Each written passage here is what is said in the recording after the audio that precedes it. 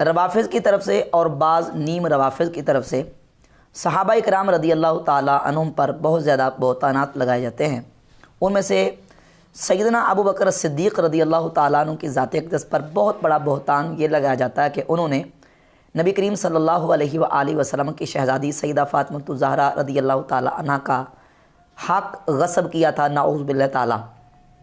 ان کے پاس جو باغ فدق تھا ان کی ملکیت میں، اور نبی علیہ الصلوۃ والسلام نے ان کو ہبہ کر دیا تھا، اور نبی علیہ الصلوۃ والسلام نے ان کو تحفتاً گفٹ دے دیا تھا، اور ابو بکر صدیق نے اپنے دور خلافت میں اس پر قبضہ کر لیا اور قبضہ کر اس کو غصب کر لیا تھا۔ یہ روافض کی طرف سے ایک منفی پراپوگنڈا اور بہتان لگایا جاتا ہے، پراپوگنڈا کیا جاتا ہے۔ اسی طرح کا ایک تقیہ باز رافضی جو اپنے آپ کو اہل سنت کہتا ہے، اہل سنت کا لیبل استعمال کرتا ہے، ٹائٹل استعمال کرتا ہے، لیکن روافض ہی کے ایجنڈے کو اور روافض ہی کے نظریے کو پرموٹ کرتا ہے۔ اس تقیہ باز رافضی نے دبے لفظوں میں سیدنا صدیق اکبر رضی اللہ تعالیٰ عنہ کو نعوذ باللہ تعالیٰ غاصب ثابت کرنے کی ناپاک جسارت کی ہے۔ اپنے طور پر یہ کہا کہ میں ایک نیوٹرل ہو کے عرض فدق کا، باغ فدق کا مقدمہ وہ قرآن مجید کی بارگاہ میں پیش کروں گا، اور قرآن مجید سے اس کا حال لیتے ہیں کہ قرآن مجید اس کا کیا حال بیان کرتا ہے۔ قرآن کا دعویٰ کر کے تو پھر فتوح البلدان کے حوالے پیش کیے ہیں کہ فتوح البلدان میں یہ موجود ہے کہ سیدہ فاطمہ الزہرا رضی اللہ تعالیٰ عنہ ابو بکر صدیق رضی اللہ تعالیٰ عنہ کے پاس گئیں دربار میں، اور دربار میں جا کے کہا کہ مجھے یہ میرا جو حق ہے وہ دے دیا جائے۔ ابو بکر صدیق نے کہا کہ آپ کے پاس گواہ کون سے ہیں؟ انہوں نے گواہ پیش کیے، تو ابو بکر صدیق نے کہا کہ گواہوں کا نصاب مکمل نہیں ہے، لہذا یہ میں آپ کو نہیں دے سکتا، اور اس پر قابض ہو گئے اور وہ باغ فدق جو ہے وہ روک لیا۔ دعویٰ تھا کہ میں قرآن کی بارگاہ میں مقدمہ پیش کروں گا، اور پھر فتوح البلدان کے حوالے پیش کیے۔ سوال یہ پیدا ہوتا ہے کہ یہ جھوٹا اور مکذوبہ واقعہ، اس کی سند کہاں ہے؟ اس کی سند صحیح ثابت کرو، یہ جھوٹا واقعہ تم نے کہاں سے لیا ہے؟ یہ بات کرنا کہ نبی پاک علیہ الصلوۃ والسلام نے سیدہ فاطمہ الزہرا رضی اللہ تعالیٰ عنہ کو باغ فدق دے دیا تھا، اور پھر وہ فدق لینے کے لیے ابو بکر صدیق کے پاس گئیں اور کہا کہ مجھے میرا حق دے دیں، اور پھر انہوں نے گواہ پیش کیا اور گواہوں کو صدیق اکبر نے ریجیکٹ کر دیے۔ جھوٹا واقعہ ہے، مکذوبہ واقعہ۔ اور دعویٰ کیا ہے کہ میں قرآن سے اس مسئلے کا حل آپ کے سامنے پیش کرنے لگا ہوں۔ اور پھر یہ دعویٰ بھی کیا جس طرح کہ روافض کے ذاکر اپنی تقریروں میں کرتے رہتے ہیں کہ سیدہ رضی اللہ تعالیٰ عنہ وہ دربار میں گئیں اور 3 گھنٹے کھڑی رہیں، اس طرح ذاکرین کرتے ہیں۔ اسی طریقے سے اسی پیٹرن پر اس تقیہ باز رافضی نے یہ بات کی ہے کہ سیدہ پاک رضی اللہ تعالیٰ عنہ دربار میں گئیں۔ سوال یہ پیدا ہوتا ہے کہ یہ جو لفظ دربار ہے یہ عربی کا لفظ ہے کہ غیر عربی کا؟ یہ فارسی کا لفظ ہے۔ دربار میں گئیں، اس کی جگہ پہ عربی میں کون سا لفظ استعمال ہوتا ہے جس کا ترجمہ تم نے یہ دربار کیا ہے؟ کیا کوئی وہاں عمارت تھی، کوئی بلڈنگ تھی جہاں ابو بکر صدیق رضی اللہ تعالیٰ عنہ ایک تخت کے اوپر تکیہ لگا کے بیٹھتے تھے اور دائیں بائیں ان کے جناب نوکر چاکر کھڑے ہوتے تھے؟ کوئی اس طرح کا دربار کی پوزیشن تھی؟ بالکل نہیں۔ صدیق اکبر رضی اللہ تعالیٰ عنہ مسلمانوں کے مقدمات کے فیصلے کرنے کے لیے مسجد نبی شریف میں بیٹھا کرتے تھے، نماز مصلی رسول پہ کھڑے ہو کے پڑھاتے تھے، اور وہیں بیٹھ کے وہ مسائل کا حل لوگوں کے سامنے بیان فرماتے تھے۔ اس طرح کا کوئی جو دنیاوی جس طرح بادشاہوں کے دربار ہوتے ہیں اس طرح کا کوئی چکر نہیں تھا۔ لیکن اس رافضی نے چونکہ صدیق اکبر رضی اللہ تعالیٰ عنہ پر ایک حملہ کرنا تھا، رقیق حملہ، تو اس نے وہی انداز اختیار کیا جس طرح رافضی ذکر کرتے ہیں کہ سیدہ پاک رضی اللہ تعالیٰ عنہ دربار میں گئیں، حالانکہ اس طرح یہ جو دنیاوی درباروں والا وہاں کوئی معاملہ نہیں تھا۔ اور پھر سیدہ پاک رضی اللہ تعالیٰ عنہ کے حجرے اور مکان کی دیوار مسجد نبی شریف کے ساتھ ملتی تھی۔ صدیق اکبر مسجد نبی شریف میں بیٹھ کے فیصلے کرتے تھے، وہاں کوئی اس طرح کا معاملہ نہیں تھا۔ اور پھر صحیح بخاری کی حدیث کو جب ہم دیکھتے ہیں تو یہ روایت چونکہ بالمعنی ذکر ہوئی ہے، اس میں یہ بھی موجود ہے کہ سیدہ پاک رضی اللہ تعالیٰ عنہا نے مطالبہ کیا، اور یہ بھی موجود ہے کہ ارسلت الی ابی بکرن، سیدہ پاک نے کسی کو ابو بکر صدیق کے پاس بھیجا۔ تو حدیث بالمعنی کے اعتبار سے اس کا مضمون یہ نکلتا کہ سیدہ پاک رضی اللہ تعالیٰ عنہ خود نہیں گئی بلکہ آپ نے کسی کو مطالبہ کرنے کے لیے بھیجا۔ اور اس پر قرینہ یہ ہے، صحیح بخاری کے اندر حدیث موجود ہے کہ ازواج طیبات نے وراثت کا مطالبہ کرنے کے لیے حضرت عثمان غنی رضی اللہ تعالیٰ عنہ کو تیار کیا کہ آپ ابو بکر صدیق رضی اللہ تعالیٰ عنہ سے ہماری طرف سے مطالبہ کریں۔ ازواج طیبات نے عثمان غنی رضی اللہ تعالیٰ عنہ کو تیار کیا تھا مطالبہ کرنے کے لیے۔ تو سیدہ فاطمہ الزہرا رضی اللہ تعالیٰ عنہا بھی خود نہیں گئی بلکہ انہوں نے کسی کو بھیجا ہے۔ اب اس تقیہ باز رافضی نے یہ کہا کہ قرآن مجید سے یہ مسئلہ ثابت ہے کہ انبیاء علیہم الصلوۃ والتسلیمات کی وراثت تقسیم ہوتی ہے اور ان کی وراثت کو آگے ان کی اولاد کو دیا جاتا ہے۔ ووارث سلیمان و داؤدا، سلیمان علیہ السلام حضرت داؤد علیہ السلام کے وارث بنے۔ اسے یہ ثابت کر رہا ہے کہ نبی پاک علیہ السلام کی وراثت آگے تقسیم ہوگی۔ حالانکہ اس آیت کے سیاق و سباق کو آپ پڑھ کے دیکھ لیں، سورۃ النمل کی آیت نمبر 16 میں اللہ رب العزت نے اس کا ذکر کیا ہے۔ یہاں وراثت مالی کا ذکر نہیں ہے، یہاں وراثت علمی کا ذکر ہے۔ باقی 18 بیٹے بھی تھے، ان کا تذکرہ یہاں موجود نہیں ہے۔ ان کا تذکرہ نہ ہونا بالخصوص تخصیص کے ساتھ حضرت سلیمان علیہ السلام کا ذکر آنا اس بات کی دلیل ہے کہ یہاں وراثت جو تقسیم ہو رہی ہے وہ مالی وراثت نہیں ہے، درم و دینار تقسیم نہیں ہو رہے، بلکہ یہاں سلیمان علیہ السلام کو حضرت داؤد علیہ السلام کے علم کا وارث بنایا جا رہا ہے۔ اور اگلی جو کلمات ہیں وہ یہ ہیں، وَعُلِّمْنَا مَنْطِقَ الطَّيْرِ، ہمیں پرندوں کی بولی کا علم دیا گیا۔ وہاں ذکر بھی علم کا ہو رہا ہے، تو سلیمان علیہ السلام داؤد علیہ السلام کے علم کے وارث بنے ہیں، اور وہ وراثت جو ہے وہ علمی ہے، مالی وراثت وہاں نہیں ہے۔ اور پھر چونکہ سلیمان علیہ السلام بھی نبی ہیں، داؤد علیہ السلام بھی اللہ کے نبی ہیں، اور داؤد علیہ السلام وقت کے حکمران بھی ہیں۔ اب وقت کے حکمران کے پاس دو طرح کا مال ہوتا ہے، ایک مملوکہ حکومت اور ایک مملوکہ خاص۔ مملوکہ خاص وہ جو اس نے خود اپنی محنت کے ساتھ کمایا ہو، حکمران کے پاس جو اپنے ہاتھ کی کمائی ہوتی ہے، اپنی پراپرٹی ہوتی ہے، وہ مملوکہ خاص ہے۔ اور مملوکہ حکومت جو حکومت کا مال ہوتا ہے، بیت المال کو ہوتا ہے، وہ مال وراثت جب تقسیم ہونی ہوتی ہے تو وہ مملوکہ خاص سے ہوتی ہے، مملوکہ حکومت سے نہیں ہوتی۔ سلیمان علیہ السلام کو وہ حکومت اور بادشاہت جو ملی ہے داؤد علیہ السلام سے، تو وہ وراثت جو ہے وہ علمی اور جو نبوت کا فیضان ہے، اور وہ جو اللہ کے نبی تھے ان کی آگے وراثت جو ملی ہے وہ مملوکہ خاص نہیں ہے، بلکہ وہ مملوکہ حکومت تھا۔ لہذا وراثت مالی جس طرح عام جنرل ایک رول ہے، اس طریقے سے سلیمان علیہ السلام کو نہیں ملی، اور نہ حضرت داؤد علیہ السلام کی تقسیم ہوئی ہے۔ پھر حضرت زکریا علیہ السلام کا ذکر سورہ مریم کی آیت نمبر 4، 5 اور 6 میں موجود ہے۔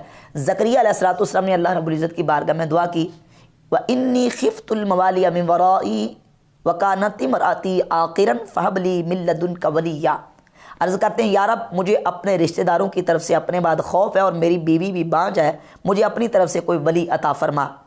یارثنی و یارث من آل یعقوب، جو میرا بھی وارث بنے اور آل یعقوب کا وارث بنے۔ زکریا علیہ السلام نے دعا کی ہے کہ مجھے وارث عطا فرما جو میرا وارث بنے اور آل یعقوب کا۔ اب اگر یہاں وراثت مالی مقصود اور مراد تھی تو پھر تو حضرت یحییٰ علیہ السلام جو زکریا علیہ السلام کے بیٹے ہیں وہ حضرت زکریا علیہ السلام کے مال کے وارث بنے، جبکہ وہ یہ کہہ رہے ہیں کہ میرا ہی نہیں صرف بلکہ میرا بھی اور آل یعقوب کا۔ آل یعقوب کا ذکر اور قرینہ بتا رہا ہے کہ یہاں جو ہے وہ ایک مالی وراثت نہیں بلکہ جو وراثت علمی ہے، تسلسل کے ساتھ چلی آ رہی ہے، اس کا وارث اللہ رب العزت کی بارگاہ میں دعا کر رہے ہیں زکریا علیہ السلام کہ اس کا مجھے وارث عطا فرما۔ اور پھر جب وارث آ گیا، اللہ رب العزت نے یحییٰ علیہ السلام کو علم عطا فرمایا، کتاب عطا فرمائی، تو اللہ رب العزت نے یحییٰ علیہ السلام کو حکم دیا، یا یحییٰ خذ الکتاب بقوہ۔ زکریا علیہ السلام کے وارث یحییٰ علیہ السلام کو یہ نہیں کہا کہ خذ المال بالقوہ، مال کو جو تمہیں اپنے والد سے وراثت پہنچا اس کو مضبوطی سے پکڑ لو، یہ فرمایا گیا خذ الکتاب بقوہ، آپ مضبوطی کے ساتھ اس کتاب کو پکڑ لیں جو ان کو اللہ رب العزت نے عطا فرمائی تھی۔ اور پھر حضرت زکریا علیہ السلام نے جو خوف کیا ہے اپنے بڑھاپے کی عمر میں، کیا اللہ کے نبی سے یہ متصور ہو سکتا کہ اللہ کے نبی کو بعد میں یہ خوف ہو کہ جب میں دنیا سے چلا جاؤں گا تو میں نے جو مال کمایا ہے، میرے پاس مال موجود ہے، یہ مال میرے پیچھے رشتہ دار اس کو خراب کر دیں گے یا قبضہ کر لیں گے؟ کیا انبیاء علیہم الصلوات و تسلیمات کی بارگاہ میں یہ تصور کیا جا سکتا ہے کہ ان کو دنیا کے مال کی فکر پڑی رہے؟ انی خفت الموالی من ورائی، زکریا علیہ السلام کا یہ کہنا کہ میرے بعد مجھے اپنے رشتہ داروں سے ڈر ہے، کس بات کا؟ کہ وہ جو وراثت علمی ہے وہ اس کو قائم نہیں رکھ سکیں گے، لہذا یا اللہ تو مجھے اس وراثت علمی کا وارث عطا فرما تاکہ وہ میرا وارث بنے اور یہ سلسلہ علم کا آگے جاری و ساری رہے۔ تو ان آیات سے وراثت علمی کا ذکر تو ملتا ہے، وراثت مالی کی تقسیم کا ذکر نہیں ملتا۔ اور پھر قرآن مجید میں جہاں وراثت کے عمومی مسائل اور احکام بیان کیے گئے ہیں، ان آیات میں جو مخاطب ہے وہ نبی کریم علیہ السلام کی امت ہے، اس میں امتی مخاطب ہیں، انبیاء علیہ الصلوۃ والتسلیمات مخاطب نہیں ہیں۔ اس میں مخاطب مجمل ہے، اور اس مجمل مخاطب کی تفصیل جو ہے اس اجمال کی تخصیص جو ہے اللہ رب العزت جل شانہ نے جو وراثت کے مسائل اور احکام بیان کیے ہیں، سیدنا ابوبکر صدیق رضی اللہ تعالیٰ عنہ نے حدیث بیان کی جو کہ اہل سنت کی کتابوں میں اور اہل تشیع دونوں کی کتابوں میں موجود ہے۔ امام جعفر صادق رضی اللہ تعالیٰ عنہ سے الاصول من الکافی کے اندر اور صحیح بخاری کے اندر یہ حدیث موجود ہے کہ نبی پاک صلی اللہ تعالیٰ علیہ وآلہ وسلم نے فرمایا کہ انبیاء علیہ الصلوۃ والتسلیمات اپنی وراثت میں درم و دینار چھوڑ کے نہیں جاتے بلکہ وہ علم چھوڑ کے جاتے ہیں۔ اب اس حدیث نے اس اجمال کی وضاحت کر دی کہ یہاں مخاطب نبی نہیں ہے بلکہ مخاطب کون ہے؟ امتی ہے۔ جس طرح قرآن مجید میں حکم ہے فَانْكِحُوا مَا طَابَ لَكُم مِّنَ النِّسَاءِ مَثْنَىٰ وَثُلَاثَ وَرُبَاعَ، تم نکاح کرو جو تمہیں عورتیں پسند آ جائیں، 2 2 3 3 4 4۔ اب یہ 4 تک کا جو اجازت اللہ رب العزت نے 4 تک کی اجازت دی ہے، یہ امتیوں کو اجازت ہے۔ اس آیت کا مخاطب نبی ہے ہی نہیں، یعنی جو آیت ہے اس میں خطاب ما طاب لکم، قوم ضمیر کا مخاطب امت ہے، نبی کریم علیہ الصلوۃ والسلام اس کے مخاطب نہیں ہے۔ اسی طرح جو آیات وراثت عمومی آیات ہیں جس میں عمومی احکامات بیان کیے گئے ہیں، ان میں انبیاء مخاطب نہیں بلکہ امتی مخاطب ہیں۔ اور پھر اس تقیہ باز رافضی نے یہ کہا کہ ابوبکر صدیق رضی اللہ تعالیٰ عنہ نے خبر واحد سے استدلال کیا ہے، جبکہ قرآن مجید سے وراثت کا ثبوت ملتا ہے، جبکہ حقیقت یہ ہے کہ یہ جو حدیث ہے کہ انبیاء کی مالی وراثت تقسیم نہیں ہوتی، یہ خبر واحد ہے ہی نہیں، یہ خبر متواتر ہے۔ 10 کم از کم صحابہ ایسے ہیں جو اس حدیث کو بیان کر رہے ہیں اور اس کو روایت کرتے ہیں، اس کی تصدیق کرتے ہیں۔ سیدنا ابوبکر صدیق، عمر فاروق، عثمان غنی، مولا علی، حضرت سیدنا سعد، عبد الرحمن بن عوف، حضرت زبیر اور حضرت ابو ہریرہ، حضرت سیدنا عباس، حضرت ام عائشہ صدیقہ رضی اللہ تعالیٰ عنہ، دیگر 10 صحابہ کرام رضی اللہ تعالیٰ عنہ اس حدیث کے راوی ہیں، اس کی تصدیق کرنے والے ہیں۔ تو یہ خبر واحد ہے نہیں، اور اگر خبر واحد ہو بھی تو تب بھی جو احناف کا اصول ہے کہ عام کی تخصیص خبر واحد سے نہیں ہو سکتی، وہ اس عام کی بات ہے جو لم یخص عنہ البعض ہو۔ عام کی 2 قسمیں ہیں، عام خص عنہ البعض اور عام لم یخص عنہ البعض۔ عام کی ایک قسم وہ ہے جس میں سے بعض افراد کو خاص نہ کیا گیا ہو، اور دوسری وہ قسم ہے کہ جس میں سے بعض افراد کو خاص کر لیا گیا ہو۔ جس میں سے بعض افراد کو خاص نہ کیا گیا ہو اس کی تخصیص خبر واحد سے نہیں ہو سکتی، اور جو وہ عام ہو جس میں سے بعض افراد کو خاص کر لیا گیا ہو اس کی تخصیص خبر واحد سے ہو سکتی ہے۔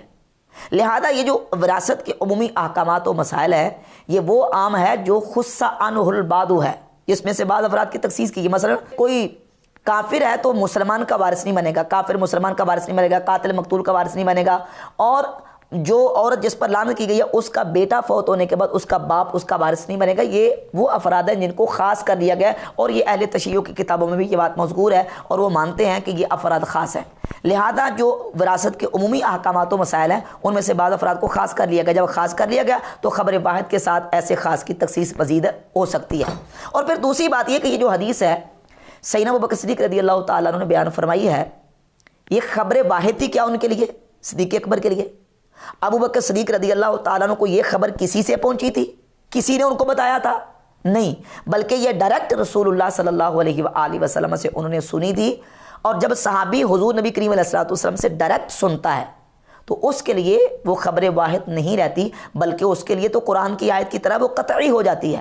درمیان میں کوئی واسطہ نہیں ہے، کسی نے آ کے خبر نہیں دی، درمیان میں بلا واسطہ انہوں نے ڈائریکٹ اللہ کے رسول صلی اللہ علیہ وآلہ وسلم سے سنی۔ تو صدیق اکبر نے یہ فیصلہ اللہ کے نبی علیہ الصلوۃ والسلام کے فرمان کے مطابق کیا ہے۔ خبر واحد والی بات بھی اس نے ایک دھوکہ دینے کی رافضی نے کوشش کی ہے، اور پھر یہ کہا ہے کہ قرآن مجید میں اللہ تبارک و تعالیٰ نے نبی کریم علیہ الصلوۃ والسلام کی جو بیویوں کے گھر ہیں ان کو نبی علیہ السلام کی طرف منسوب کیا ہے، بیوت النبی قرآن نے ان کو کہا ہے۔ تو وہ تو نبی علیہ الصلوۃ والسلام کے گھر تھے، جب آپ علیہ الصلوۃ والسلام کے گھر تھے تو پھر وہ نبی علیہ الصلوۃ والسلام کی بیویوں کو وراثت کے طور پر دیے گئے۔ جب بیویوں کو وراثت دی جا سکتی ہے تو پھر سیدہ فاطمہ الزہرا رضی اللہ تعالیٰ عنہ کو وراثت کیوں نہیں دی جا سکتی؟ تو اس کے جواب میں قرآن مجید کی آیت کا ہی حوالہ دوں گا۔ اللہ تبارک و تعالیٰ نے قرآن مجید میں ان گھروں کو نبی کریم علیہ الصلوۃ والسلام کی بیویوں کی طرف بھی منسوب کیا ہے، وَقَرْنَ فِي بُيُوتِكُنَّ وَلَا تَبَرَّجْنَ تَبَرُّجَ الْجَاهِلِيَّةِ الْأُولَىٰ۔ اے نبی کی بیویوں اپنے گھروں میں ٹھہری رہو، بیوتکن وقرن فی بیوتکن۔ اب کنہ ضمیر کا جو مخاطب ہیں وہ نبی کریم علیہ الصلوۃ والسلام کی بیویاں ہیں، اور بیوت بیوت کنہ قرآن نے بیان کر کے بتا دیا کہ یہ گھر جو ہیں ان کی نسبت جو ہے وہ نبی علیہ الصلوۃ والسلام کی بیویوں کی طرف بھی ہے. تو اس سے تو یہ ثابت ہوا کہ وہ گھر نبی علیہ الصلوۃ والسلام کی بیویوں کے تھے. اور باقی نبی پاک علیہ الصلوۃ والسلام کے پاس جو مال موجود تھا اس کی تفصیل قرآن مجید فرقان حمید میں اللہ رب العزت نے بیان کیا ہے.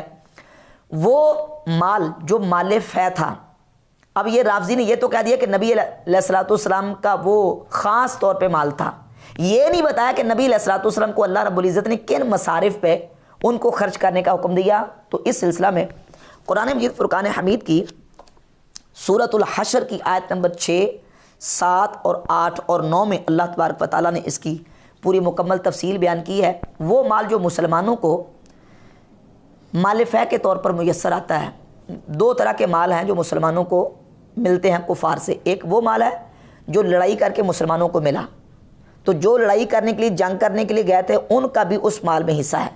اور دوسرا مال وہ ہے جس کو مال فے کہتے ہیں، جو نبی علیہ الصلوۃ والسلام کی بارگاہ اقدس میں کفار نے بغیر جنگ لڑے پیش کر دیا، وہ مال فے ہے. اس کا حکم کیا ہے؟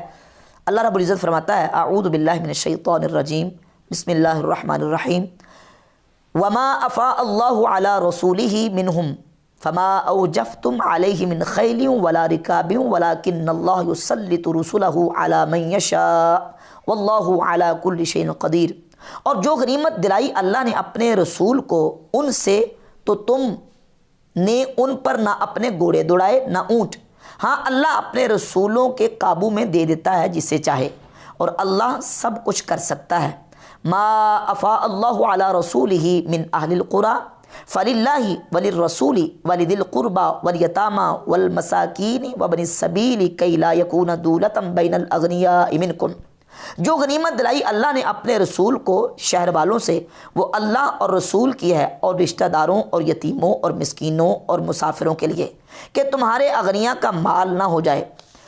وما آتاکم الرسول فخذوہ وما نہاکم عنہ فانتہوا. اور جو کچھ تمہیں رسول عطا فرمائیں وہ لو، اور جس سے منع فرمائیں باز رہو. آگے اللہ رب العزت نے اگلی آیت میں للفقراء المہاجرین کا ذکر کیا کہ یہ جو مال ہے مال فے، یہ رسول کو اللہ رب العزت نے عطا کیا ہے. تو رسول نے اس مال کو کن مقامات پہ خرچ کرنا ہے؟ اللہ کے لیے، یہ مال رسول اللہ کے لیے ہے، رسول کے قریبیوں کے لیے ہے، یہ مسکینوں کے لیے ہے، مسافروں کے لیے ہے، جو مہاجر فقراء ہیں ان کے لیے ہے، یہ انصار کے لیے ہے. اس کے مصارف اللہ تبارک و تعالیٰ نے تفصیل کے ساتھ سورۃ الحشر کی آیت نمبر 6، 7، 8، 9 میں بیان فرما دی کہ ان مصارف پہ رسول اللہ صلی اللہ علیہ وسلم نے اس مال کو خرچ کرنا ہے. اور نبی پاک علیہ الصلوۃ والسلام اس مال کو اسی طریقے سے خرچ کرتے رہے. اب چونکہ وقت کے حاکم کو اور مسلمانوں کے جو سرپرست ہیں ان کو حکم ہے، رسول اللہ صلی اللہ علیہ وسلم چونکہ اس وقت مسلمانوں کے سرپرست ہیں، ان کو حکم ہے کہ اس مال کو آپ نے اس طریقے سے خرچ کرنا ہے. رسول پاک علیہ الصلوۃ والسلام کی وصال اقدس کے بعد سیدنا ابوبکر صدیق رضی اللہ تعالیٰ عنہ حضور کے خلیفہ بنے، تو انہوں نے اسی طریقے سے اس مال کو خرچ کیا جس طرح نبی پاک علیہ الصلوۃ والسلام خرچ فرمایا کرتے تھے، اور اسی سنت کے مطابق انہوں نے عمل کیا جس کا اظہار اور جس کی گواہی مولا علی رضی اللہ تعالیٰ عنہ نے دی. مسند احمد بن حنبل میں 1058 اور 1062 نمبر حدیث ہے کہ مولا علی رضی اللہ تعالیٰ عنہ فرماتے ہیں کہ نبی کریم علیہ الصلوۃ والسلام کے وصال اقدس کے بعد ابوبکر صدیق حضور کے خلیفہ بنے، اور انہوں نے اسی طریقے سے عمل کیا ہے جس طرح اللہ کے رسول نے عمل کیا، حضور کی سنت کے مطابق عمل کیا. پھر حضرت عمر فاروق رضی اللہ تعالیٰ عنہ خلیفہ بنے تو انہوں نے حضور کی سنت کے مطابق عمل کیا ہے. تو بحمد تعالیٰ خلفائے راشدین ابوبکر عمر رضی اللہ تعالیٰ عنہما نے نبی پاک علیہ الصلوۃ والسلام کی سنت کے مطابق عمل کیا.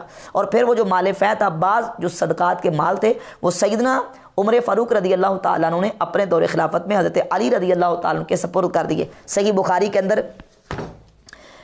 حدیث نمبر 7305 موجود ہے.